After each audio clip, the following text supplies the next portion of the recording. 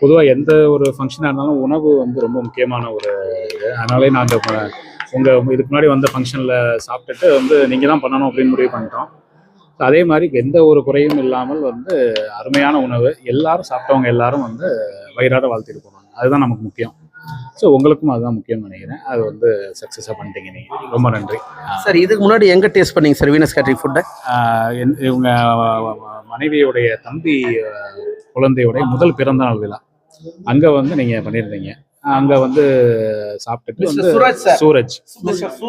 சூரஜ் அவர் ஃபங்க்ஷனில் அவர் இன்னைக்கு வரல, பட் அவங்க ஃபேமிலி எல்லாரும் வந்திருந்தாங்க.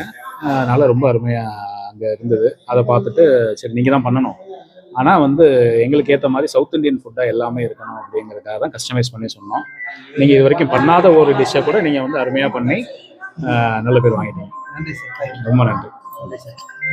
மேலும் வாய்ப்புக்கு எதிர்நோக்கு